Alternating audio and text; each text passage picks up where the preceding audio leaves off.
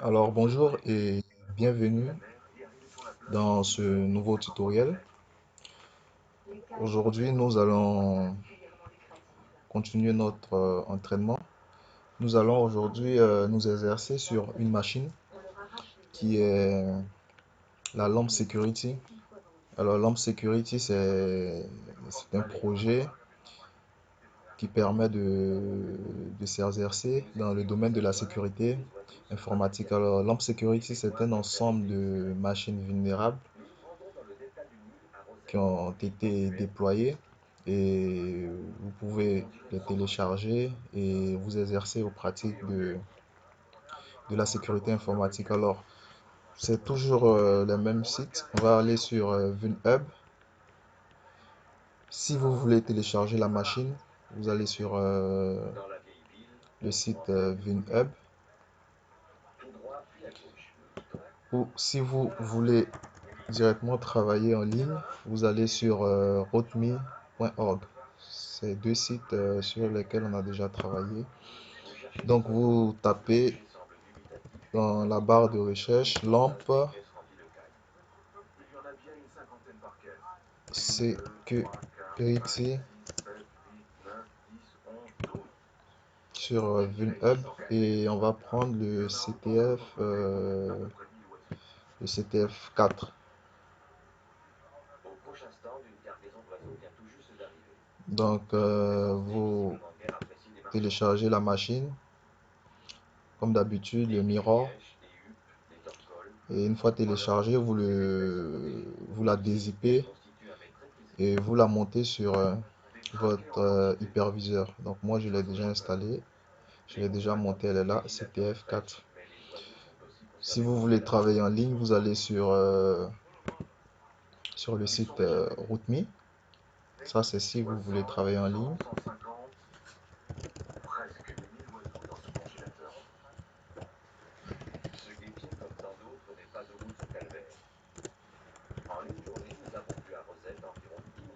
Vous vous connectez sur RootMe et vous allez dans Capture Flag, CTF, CTF RVD. Et comme on l'a fait la dernière fois, vous sélectionnez une salle libre et vous cherchez lampe security CTF 4. Vous enregistrez et vous démarrez la partie. Donc moi je l'ai installé, je l'ai dézippé et je l'ai monté sur ma VM.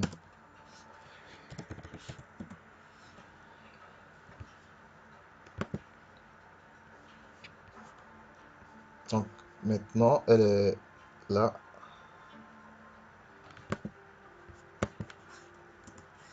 Voilà.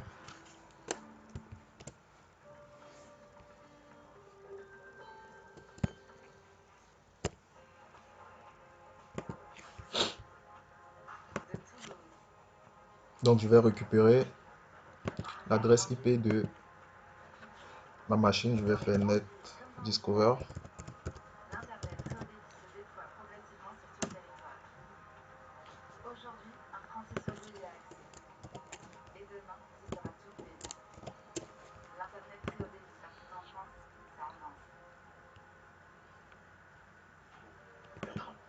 Mais avant, je vais regarder l'adresse MAC de ma machine. C'est 0B0C. Ok.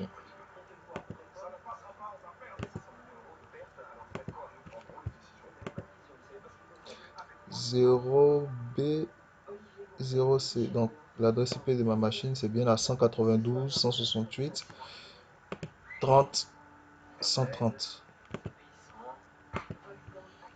Donc je vais faire Nmap. Je vais scanner la machine, Nmap avec l'option A.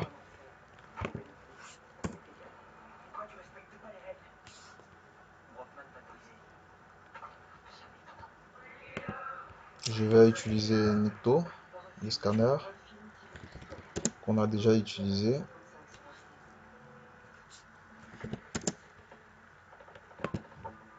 Qui est un scanner d'application web comme on l'a déjà vu. Et aujourd'hui, on va utiliser un autre outil qui est Dirb. Donc Dirb, c'est un logiciel qui va nous permettre de faire du brute force sur les répertoires et les différents fichiers. Alors le brute force, c'est le fait d'essayer plusieurs combinaisons de, de mots de passe et de login. Donc Dirb, il va nous faire un brute force sur les répertoires et les fichiers qui sont sur notre serveur. Donc on va faire dirb http et l'adresse IP.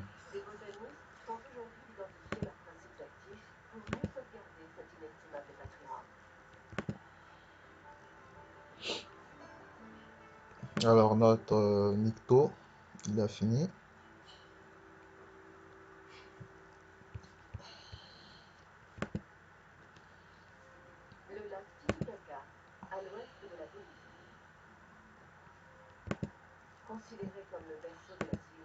On va attendre la fin de notre scan Nmap.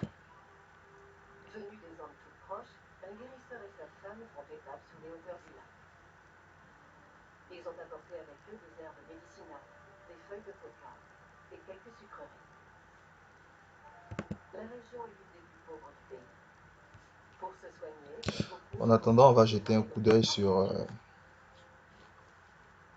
le site en question.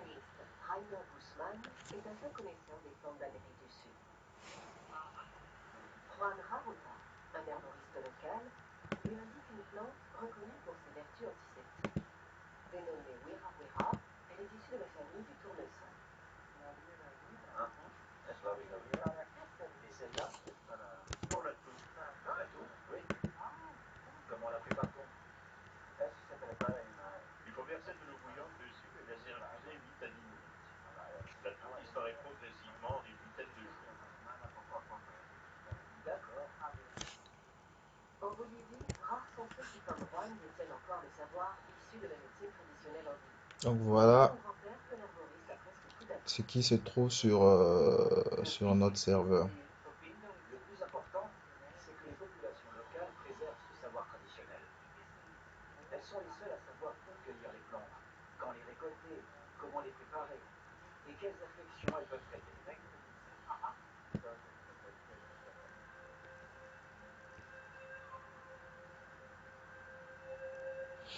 Voilà, notre scan Nmap est terminé.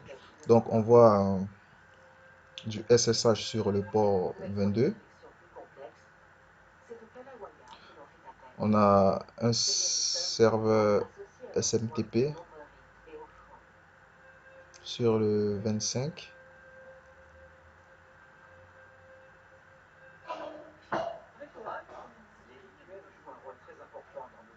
Et la première des choses qu'on constate, c'est que contrairement aux autres machines sur lesquelles on a travaillé, là, on n'a pas vraiment beaucoup de services qui sont sur la machine. Donc, ce qui réduit énormément le nombre de points d'accès.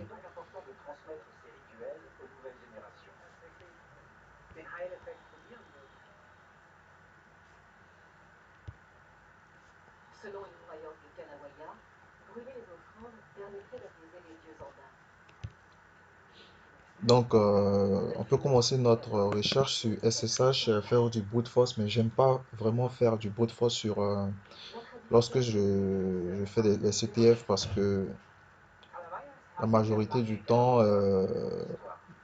ceux qui configurent les machines, ils laissent des comptes par défaut, tout ça. Donc, faire du brute force sur le SSH, ça ne nous apprend pas vraiment beaucoup de choses. Donc,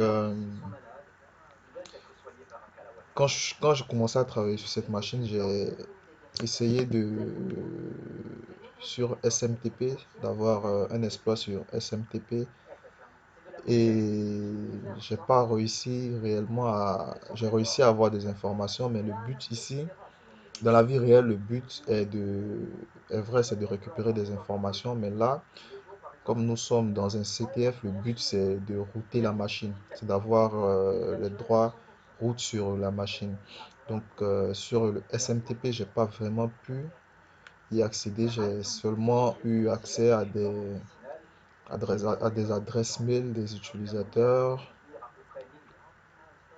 mais pas vraiment beaucoup de choses.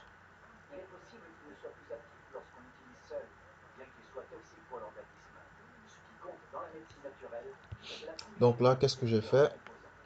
Je suis parti directement sur l'application. Dans mon scan, j'ai vu qu'on avait,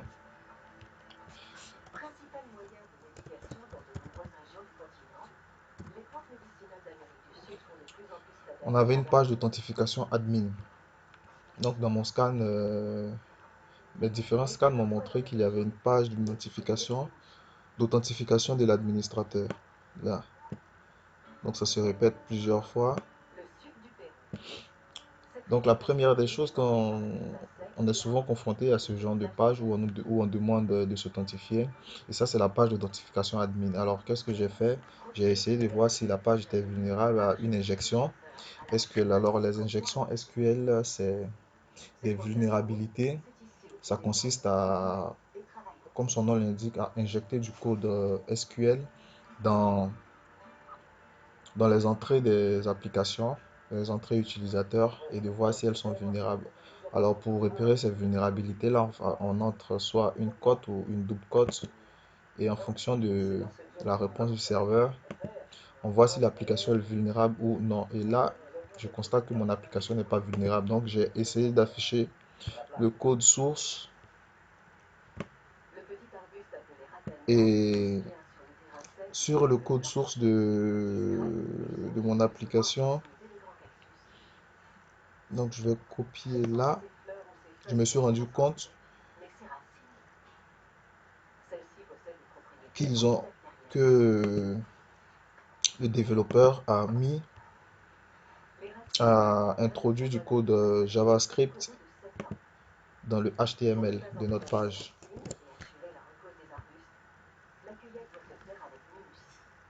Donc voilà le code JavaScript. Et dans ce code-là, j'ai constaté qu'il y avait il avait ce qu'on a appelé il a appelé une fix login, c'est-à-dire une fonction. Donc en JavaScript, on appelle cela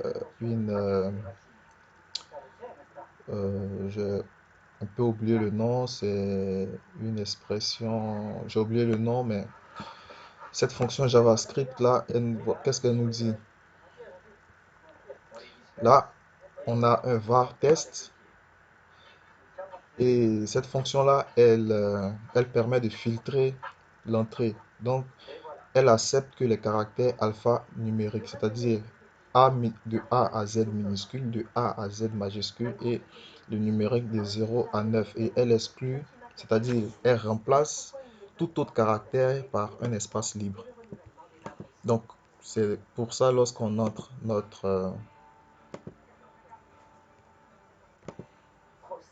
lorsqu'on entre nos caractères qui ne sont pas alphanumériques, lorsqu'on note nos caractères qui ne sont pas alphanumériques dans, sur la page d'authentification, on n'a rien, elle est filtrée. Donc en retour, on n'a rien, on ne peut pas l'exploiter. Donc j'ai essayé d'aller encore de fouiller un peu sur la page et il y a quelque chose qui a attiré mon attention, c'est ça. Alors c'est une autre manière de voir les vulnérabilités, surtout les failles SQL, excusez-moi. Donc je vois ici un ID égale à 2. Donc je remplace égal à 1 pour voir ce que ça me donne.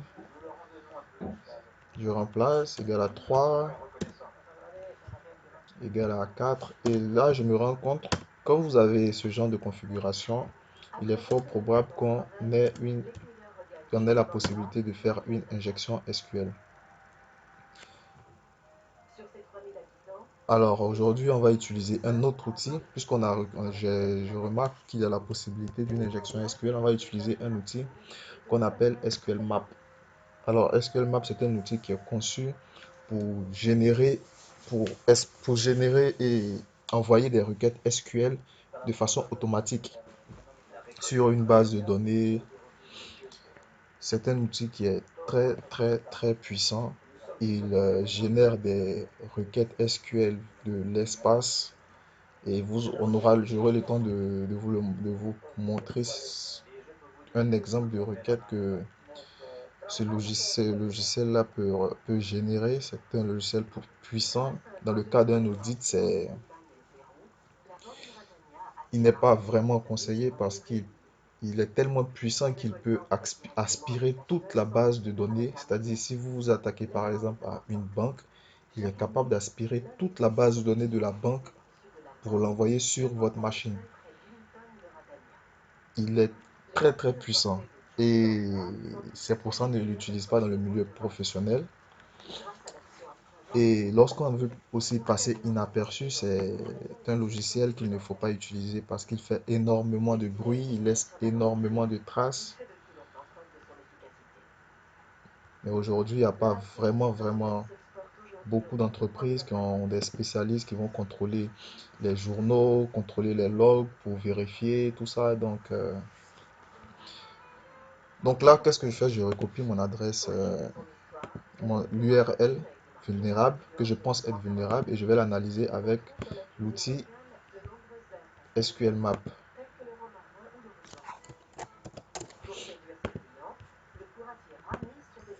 Donc, j'ai fait une petite liste de commandes très utile pour SQL Map. Donc, on a la commande pour voir la base de données, la commande SQL Map-U, ensuite l'adresse IP et 2-DBS.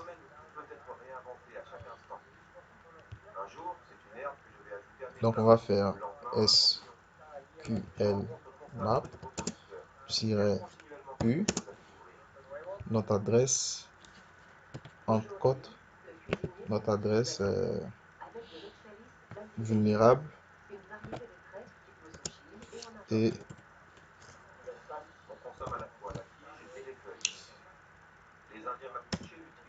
on lance. Donc, cette commande va nous lister les bases de données, la liste des bases de données. Voilà.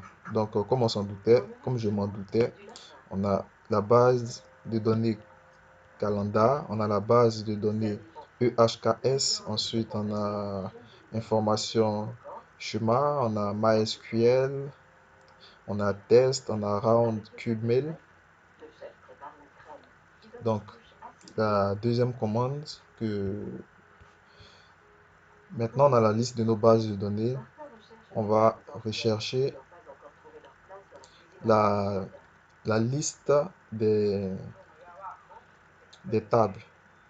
Donc on va faire SQL map-U, l'adresse IP-grand D, le nom de la base qu'on a choisi et table. Donc là on reprend notre commande SQL map-U, notre adresse URL-grand D. Je choisis la table EHKS-tables. Donc, -U, l'adresse URL-D, le nom de la base de données.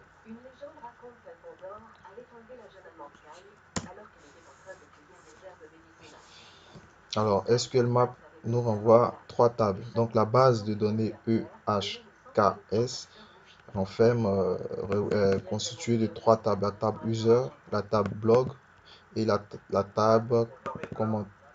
Donc, de façon naturelle, je vais aller vérifier dans user parce que je pense que c'est dans user qu'on a les utilisateurs et les mots de passe. Donc on va faire commande pour voir les colonnes d'une table choisie. Commande pour afficher les données d'une colonne de la table. Donc on va faire SQL map-u-d et -t, le nom de la table choisie, et on va la dumper. Donc à notre requête, on va ajouter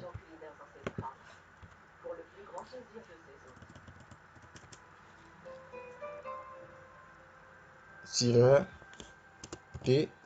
et la table user, et on va dumper la table. Dump.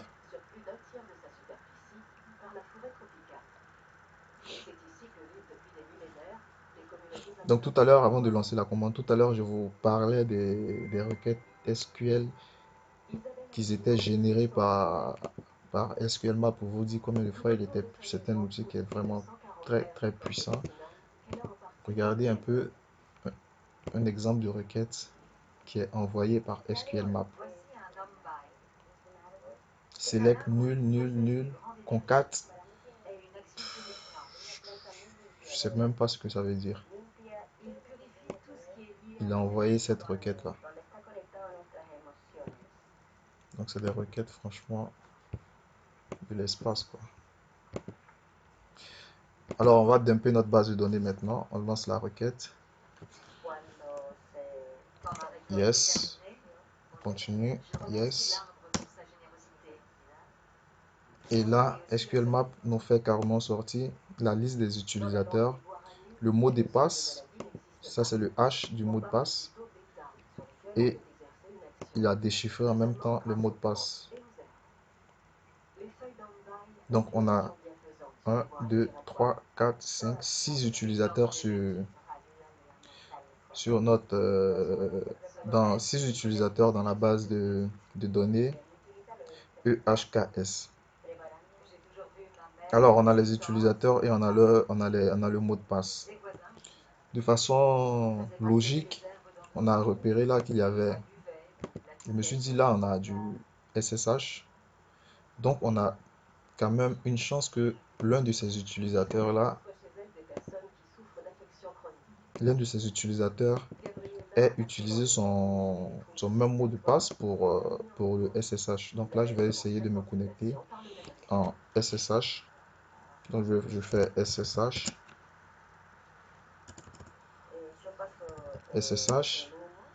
le nom de l'utilisateur DSTE. Donc je prends le premier utilisateur là, je teste, arrobase, l'adresse IP,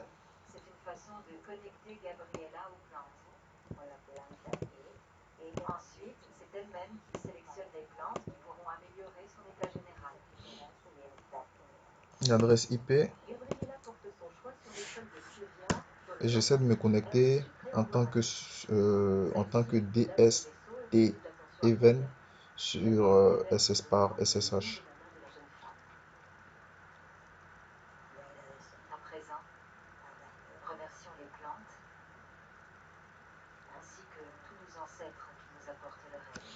Donc là, je pense que ça va pas passer. Comme d'habitude, je pense pas pouvoir avoir accès à. Voilà, c'est bon. Donc là, on me demande le mot de passe. Donc j'entre le mot de passe qui est là. S'il a utilisé le même mot de passe pour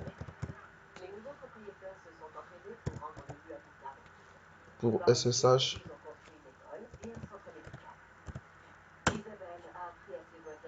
voilà, on est connecté à la base de données. On est connecté plutôt à notre cible. Lorsque je fais ID, je vois que je suis DST Event. Je fais partie du groupe utilisateur. Mon UID est le 506, etc., etc., etc. Alors l'objectif c'est de faire route, donc je tape la commande sudo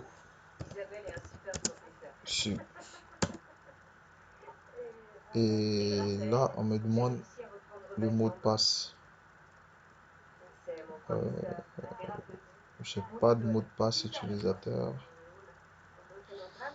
Le mot de passe admis, je sais pas. Je tape.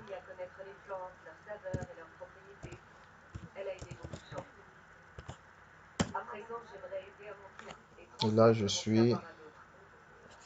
fais ID, je suis route. Donc là, je suis route. Mon UID c'est 0. Mon GUD est 0. Je fais partie du groupe route.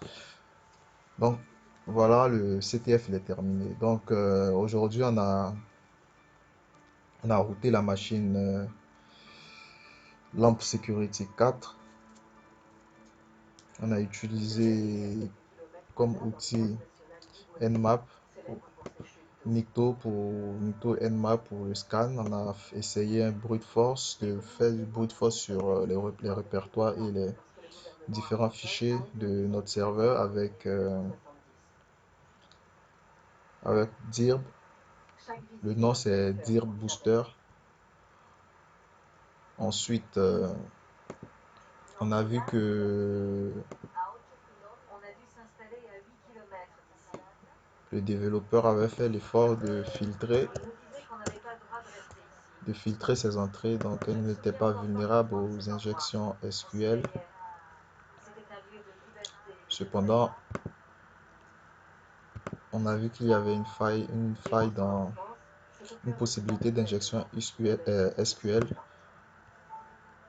là.